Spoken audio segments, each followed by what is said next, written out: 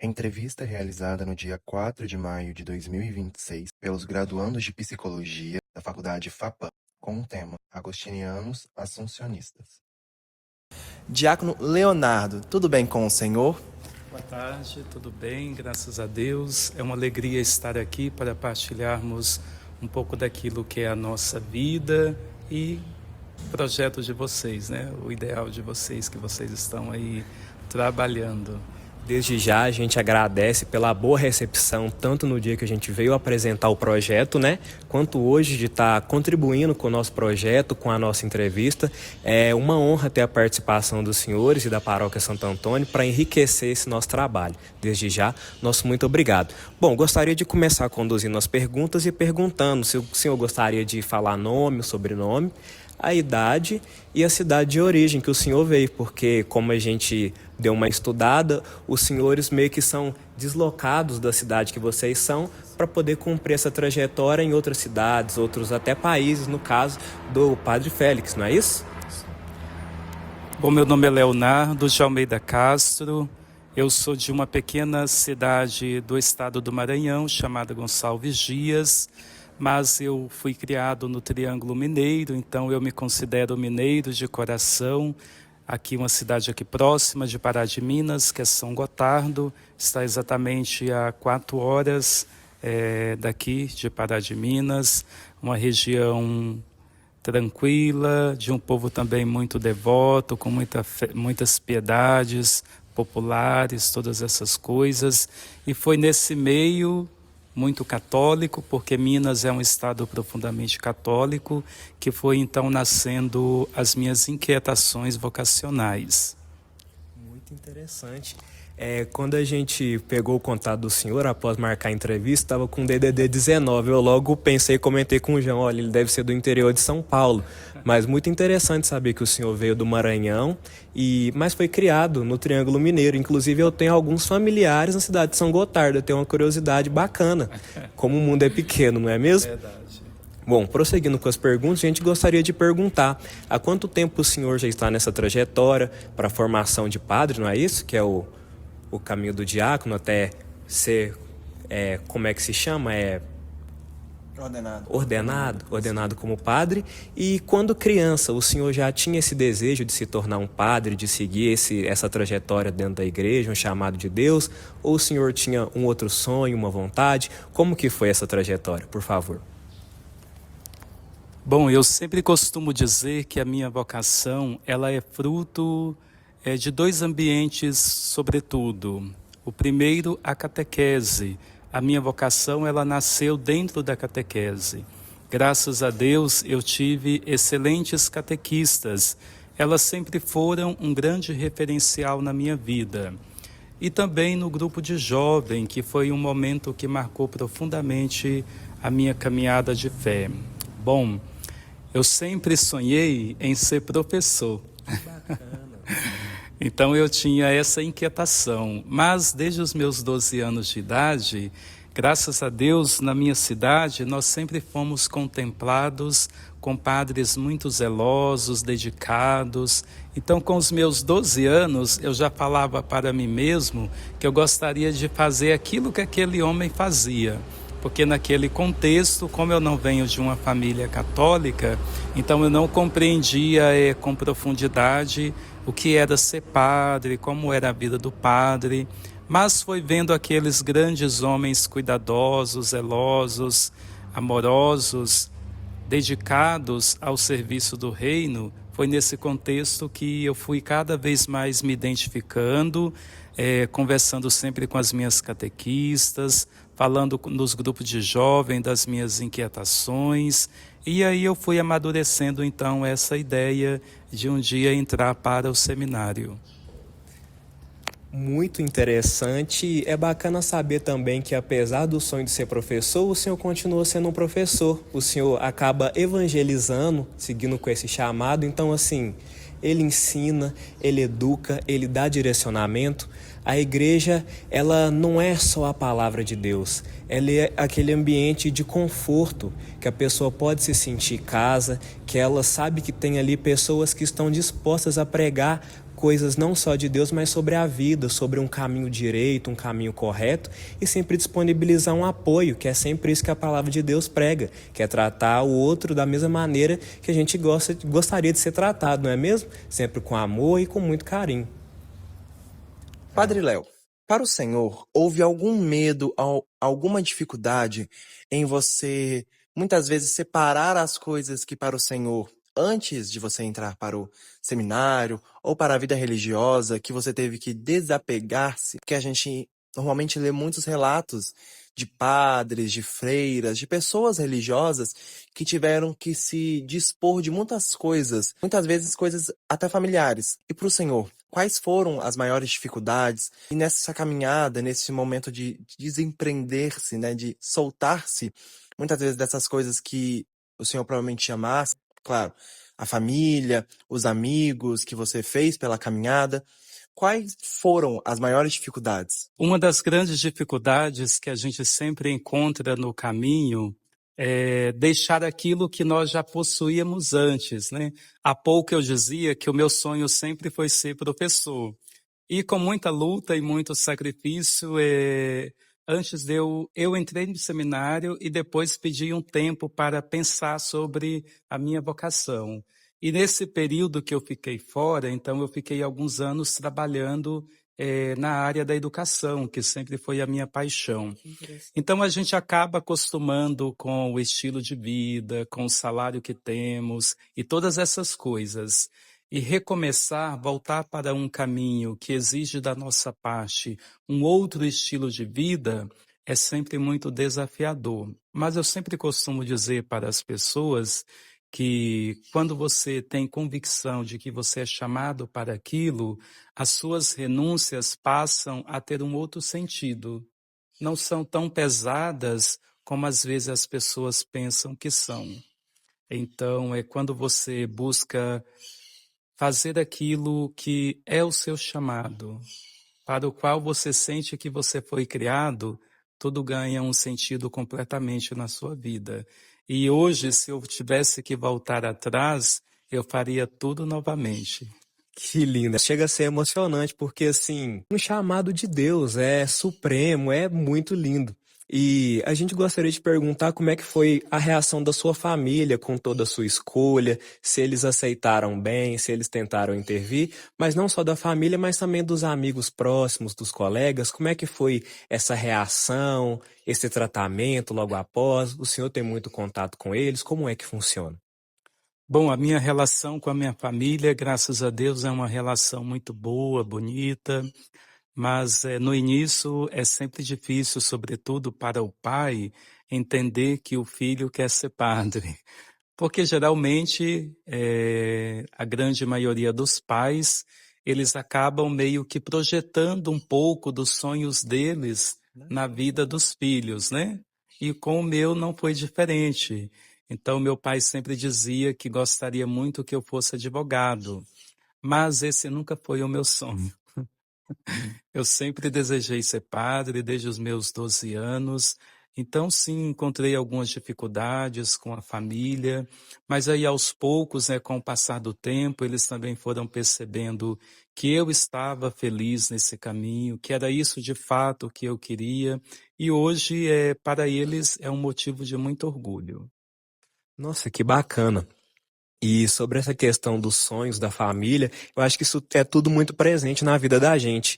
Então, assim, a vida, a caminhada de verdade começa quando a gente sente convicção, é quando a gente está seguindo aquilo que a gente escolhe, não tudo que os outros querem que a gente faça, por mais que seja uma família. Então, assim, a vida se torna mais autêntica, mais prazerosa de se viver e com aquele objetivo que não deixa a gente desistir.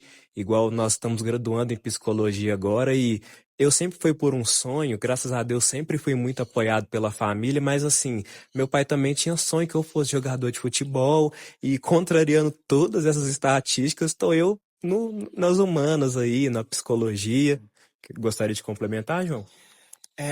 O padre, o senhor Léo Padre, ele falou algo que eu achei muito interessante e que eu gostaria até de fazer uma pergunta complementando.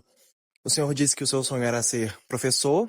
O senhor, enquanto diácono, querendo ou não, você educa outras pessoas através dos ensinamentos da fé. O seu pai, ele gostaria que você tivesse direito, né, fosse advogado. E hoje, o senhor, enquanto diácono, né, mais para frente será ordenado padre, você estará ali defendendo as leis de Deus. Então, você não acha que chega até a ser algo engraçado de se dizer? Porque por mais que você não tenha seguido o caminho da forma convencional, tudo isso se mostrou concreto diante da sua caminhada. Parece que interligou, né? Eu brinco sempre que a igreja não trabalha com números, né? O direito lida muito com números, com regras, com leis e tudo mais, mas nós trabalhamos com aquilo que, no meu modo de ver a existência, é o que de mais sagrado nós possuímos, que é a nossa vida. Então, como padres, como diácono que sou, nós trabalhamos na evangelização, na promoção da vida, e isso acaba, de alguma forma ou de outra, também esbarrando naquilo que são as leis, né? Porque para nós nada está acima da lei. E é muito bom perceber que a nossa vida, o nosso testemunho de fé, o nosso ser igreja evangeliza, toca a vida das pessoas, assim como as leis civis ajudam na transformação social, a igreja também tem esse papel fundamental na transformação da sociedade. Caminhando agora para o encerramento, a gente gostaria de perguntar para o diácono Léo sobre a visão dele, a perspectiva que ele observa em torno da nossa comunidade, só que agora mais voltado para os jovens. O senhor nota que existe uma vocação entre os jovens para talvez seguirem o mesmo caminho que o senhor seguiu? Tem muito índice? Você acha que o senhor vê que tem esfriado isso? E a gente gostaria de pedir também o conselho do senhor para todos os jovens, por favor. Bom, em relação à primeira pergunta, ainda é um pouco cedo, né, para falar sobre essa questão, porque tem apenas 4 meses que nós aqui chegamos. Mas, graças a Deus, a paróquia Santo Antônio tem muitos jovens, inclusive eles participam de alguns encontros aqui no final de semana de 16 e 17. Teremos um encontro voltado para os jovens. Então, os jovens estão presentes na vida da comunidade, na vida da igreja. O Papa Francisco insistia muito com esta questão, que o futuro da igreja está nos jovens. Então, oxalá que o Senhor possa continuar alcançando todos esses jovens, que a sua palavra ganhe eco nos seus corações, porque eles de fato têm esse poder, esse potencial de transformar a vida da sociedade e, consequentemente, transformar o mundo. Agora, que conselho eu daria, então, para todos os jovens? Também para aqueles que fazem psicologia. Eu acredito muito na psicologia. Para mim, eu sou apaixonado pela psicologia. Eu a estudo desde 2015 por conta própria, porque eu acredito piedosamente que a psicologia é uma das melhores ferramentas que nós temos hoje também para transformar o nosso humano, ajudar o nosso humano em tudo aquilo que são as nossas questões. Então, o conselho que eu gostaria de deixar, sobretudo para aqueles que são jovens, parte sobretudo de uma frase de Viktor Frankl, que aborda muito a logoterapia, que é a minha paixão. Quem tem um porquê viver, um para que viver, enfrenta qualquer como. Repito, quem tem um para que viver, enfrenta qualquer como. Nós vivemos tempos difíceis, sobretudo depois de passarmos por um lamentável período de pandemia. Então, são muitas as questões que nos esbarram, sobretudo a juventude. Então, gostaria de dizer que nada desta vida, que nenhuma das dificuldades que vocês encontrarem pelo caminho possa lhe roubar a paz, a serenidade e muito menos o sentido da vida, porque a vida sempre tem um sentido. E quando nós descobrimos o para que viver, qual é a nossa missão no mundo, tudo ganha um novo sentido na nossa existência. Diácono Léo, eu estou assim... Olha, eu achei a nossa conversa super interessante. Eu realmente gostei muito. de todo o conhecimento que a gente está adquirindo aqui, principalmente agora que o senhor também falou do Papa Francisco. Eu pessoalmente sou uma pessoa muito devota, né? Até que até então ele não foi dito como santo ou algo semelhante, mas eu sempre gostei muito dos ensinamentos que ele trazia enquanto vivo. E a gente gostaria de fazer uma pergunta, né? O senhor chegou a tocar em questão da pandemia, em questão da Covid-19, e a gente gostaria de saber em questão de como foi essa parte de evangelização e como que ela se dá hoje em dia, né? Porque no período de pandemia foi necessário um afastamento, a maioria dos fiéis foram impedidos de estarem participando das missas, as missas tiveram que passar por uma parada por conta dessa pandemia global que estava ocorrendo, mas através dela que veio a internet como uma ferramenta muito poderosa na evangelização. A gente gostaria de saber, na sua perspectiva, se essa ferramenta ainda continua sendo utilizada como algo bom e se o Senhor, né, a utiliza de forma recorrente para poder trazer essa evangelização e para poder complementar, né, essa forma de evangelizar para os jovens e as pessoas leigas.